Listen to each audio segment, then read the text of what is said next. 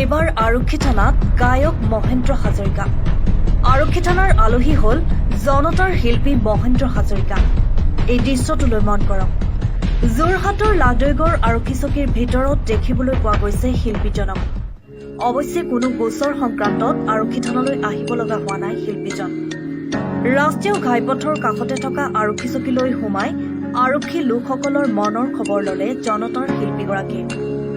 খাকী পোছাকৰ আঁৰতো এখন হৃদয় থাকে। ৰাইজৰ নিৰাপত্তাত ব্যস্ত থকা আৰক্ষী জোৱান বিষয়াই নিজৰ প্ৰিয় গায়কগৰাকীক কাষত পাই একেলগে গীত জুৰিলে। মাৰিবলৈ নাপাহৰিলে এখন চেলফি। কৃষিকৰ্মৰ বাবে শাওণ মাহ অসমৰ চহা কৃষকৰ অতি আপোন। গায়ক মহেন্দ্ৰ হাজৰিকাই বিশেষ উদ্যোগ লৈ অনুষ্ঠিত কৰিব লোৱা শাওণী সন্ধিয়াৰ বিষয়ে সদৰি কৰে সাংবাদিকক। পৰিস্থিতি বুলি ক'লে ৰাজনৈতিক পৰিস্থিতি আহিব। ৰাজনৈতিক পৰিস্থিতি, সামাজিক পৰিস্থিতি, শৈক্ষিক পৰিস্থিতি বা সীমা সমস্যাৰ পৰিস্থিতি বিভিন্ন ধৰণৰ আছে, বানপানীৰ পৰিস্থিতি।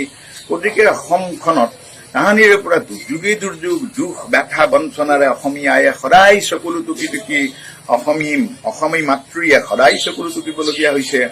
আমাৰ আইসকল, বাইসকল, ভাইসকলে দেশৰ শাসনৰ বাঘ জৰি হাতত লৈ কৰবাত বিশেষ উজুতি খাইছে। ৰাইজক দিয়া প্ৰতিশ্ৰুতি পালনত কৰবাত ব্যৰ্থ হৈছে, কৰবাত ছাকচেছ হৈছে।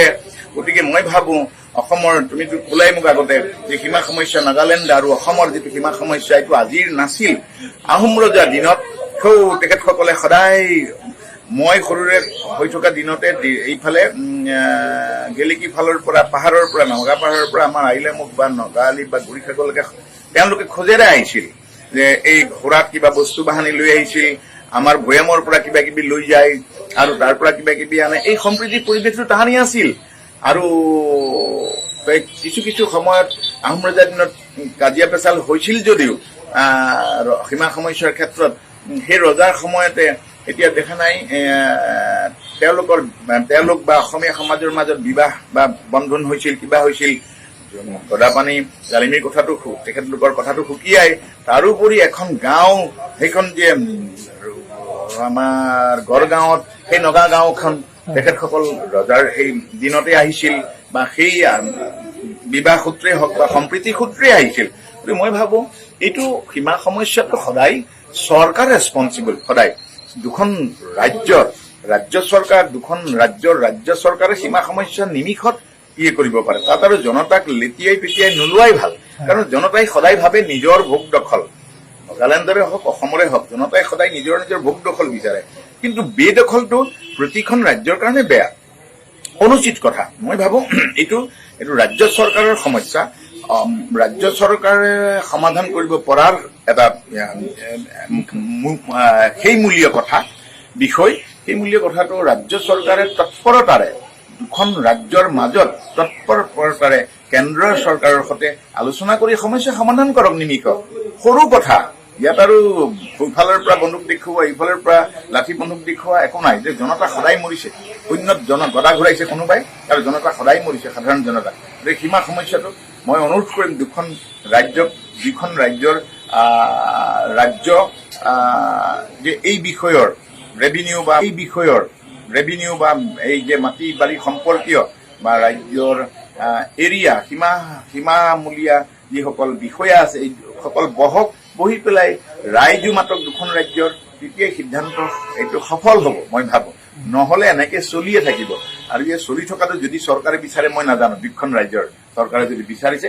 কিন্তু মই অনুৰোধহে কৰিব পাৰো যে আপোনালোক সকলো বিষয়াসকল যাতে লগ হৈ পেলাই এই সীমা সমস্যাৰ যিটো সীমামূলীয়া যিটো উদ্বন্দালি আমি বা ইয়াৰ যিটো অতি তৎপৰতাৰে এই সমস্যাৰ ওৰ পেলাব নিশ্চয় পাৰিব বুলি মই বিশ্বাসী। সেইকাৰণে চৰকাৰৰ দুইখন ৰাজ্যৰ এই বিষয়ৰ যিটো সীমামূলীয় বিষয়াসকল লগ হৈ বা ৰাজ্য প্ৰধানসকলে আলোচনা মৰ্মে ইয়াৰ সমাপন কৰিব বুলি মই আশা ৰাখি অনুৰোধ কৰিছো। ধন্যবাদ। কৰবাত হাইজেক কৰিছে, কোনোবাই কৰবাত পৰা পিছল খাইছে, বিভিন্ন ধৰণে কিবা কিবি হৈছে। মই পিছলা নাই, মই মোৰ ভাগে আছো। গতিকে মই পিছলৈ নাই মানে মোৰ এসকল জনতা সদায় জনতামূলীয় চেতনাৰে আছে। গতিকে